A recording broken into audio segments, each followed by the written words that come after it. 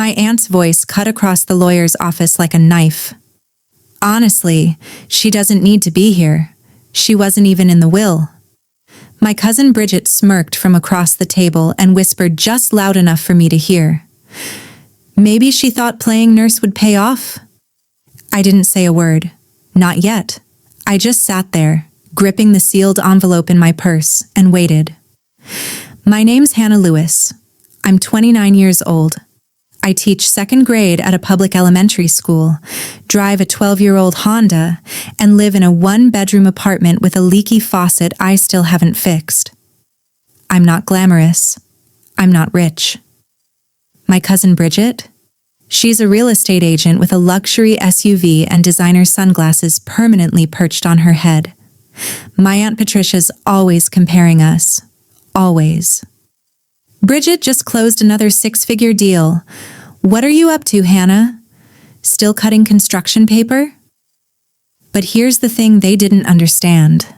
For the last 3 years of my grandmother Rose's life, I was the one who showed up. Twice a week. Every week.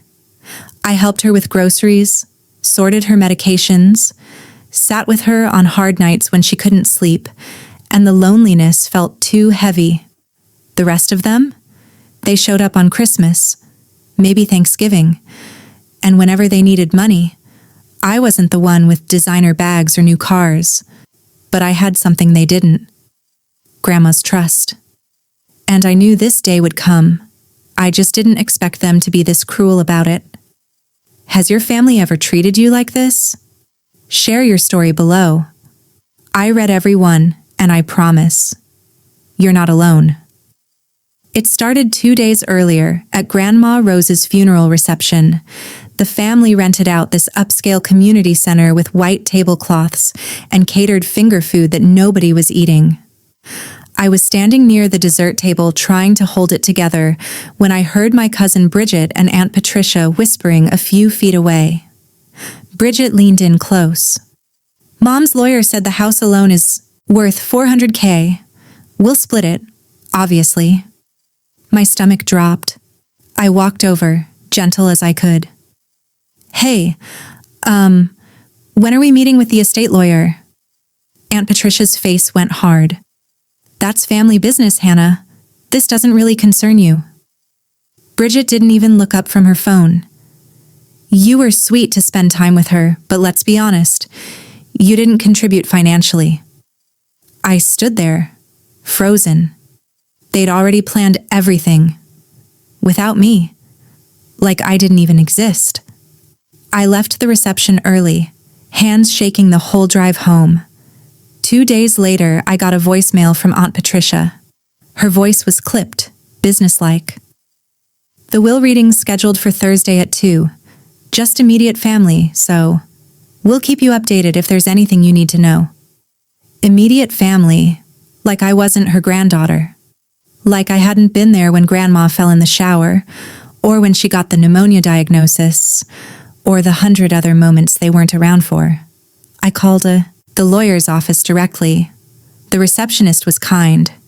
Yes, Ms. Lewis, you're absolutely on the list. Mrs. Rose made sure of it. So I showed up. And the look on their faces when I walked into that office? Priceless. Aunt Patricia's jaw tightened. Bridget's eyes narrowed. And that's when she said it. Maybe she thought playing nurse would pay off. The lawyer, Mr. Davison, cleared his throat. Let's all take a seat, please. I sat down across from them, my purse in my lap. And that's when I saw it. A sealed envelope on the table, labeled with my name, in Grandma's handwriting. The night before the will reading, I found out the family was gathering at Aunt Patricia's house. Not from an invitation, from Bridget's Instagram story.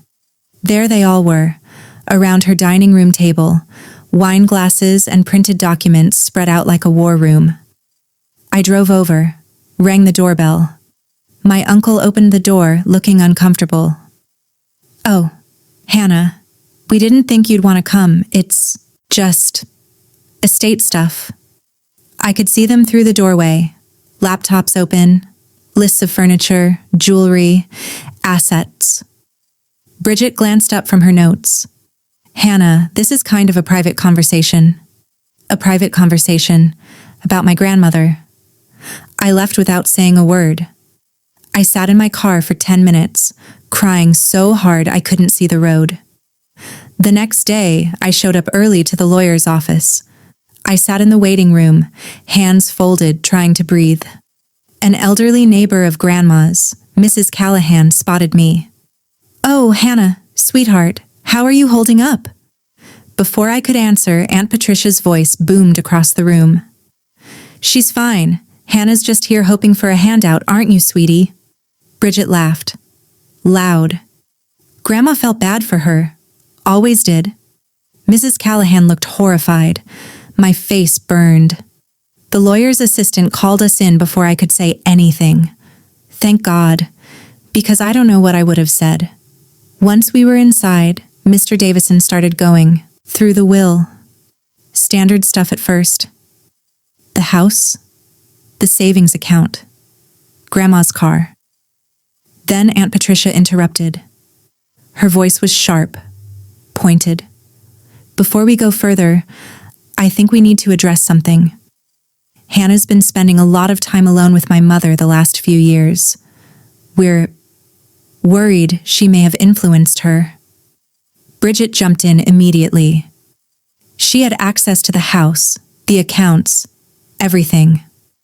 Mr. Davison looked at them carefully. "Do you have evidence of undue influence?" They didn't. But the accusation was out there, hanging in the air. My uncle shifted in his seat. "Hannah, maybe it'd be best if you handed over your copy of the house keys. You know, for security." That's when I realized they'd already been inside Grandma's house. I'd been there 3 days earlier to water her plants, and everything was where it should be. But now I was sure things had been moved. Photos, her jewelry box. I looked my uncle in the eye. "No." Bridget's voice was ice. "See? She's hiding something." What they didn't know was that Grandma Rose had always been sharp. She saw people clearly. 3 months before she passed, she called me one afternoon. Her voice was soft, but firm. "Hannah, I need you to meet me at Mr. Davison's office tomorrow. 10 a.m. I didn't ask why. I just went. She was already there when I arrived, sitting in a chair by the window, hands folded in her lap. She smiled when she saw me. "I know what'll happen when I'm gone, but I'm not leaving you unprotected. I signed something that day as a witness. I didn't read it." She sealed an envelope and handed it to Mr. Davison. "This stays with you," she told him.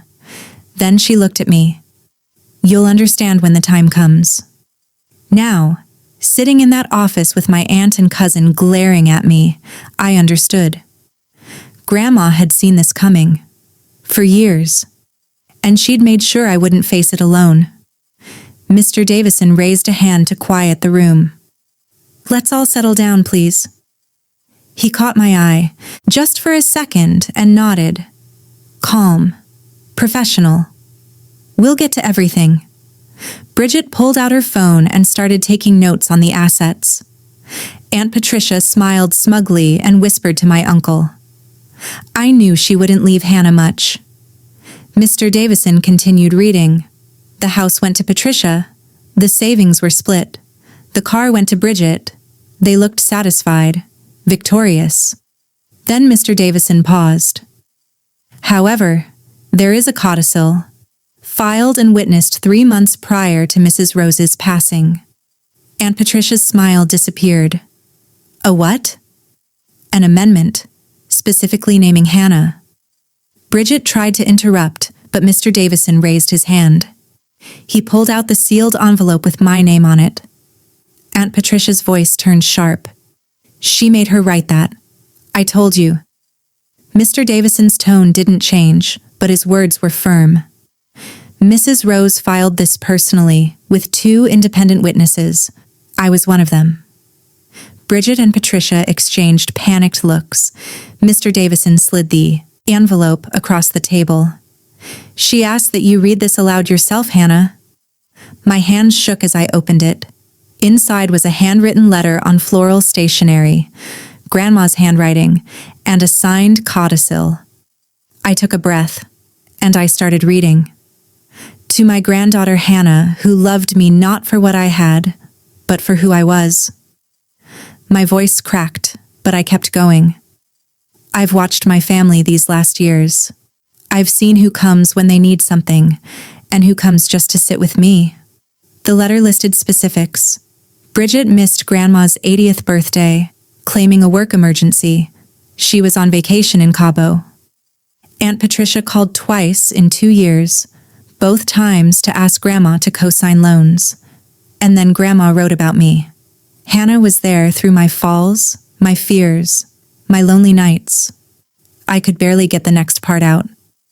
I'm leaving Hannah my wedding ring, my mother's china, and the fund I set aside for her education, $50,000. Aunt Patricia gasped. 50,000? Bridget shot to her feet. That's not fair. We're her direct... Mr. Davison cut her off. The codicil is legally binding, witnessed, notarized, filed. I kept reading, my voice stronger now. And if anyone contests this, they forfeit their inheritance entirely. I've made that clear. The room went silent. Grandma's final line nearly broke me. Hannah, don't let them bully you. You are my heart. I folded the letter, looked at my aunt, then at Bridget, and I said the only thing that mattered. She knew. She knew exactly who you were.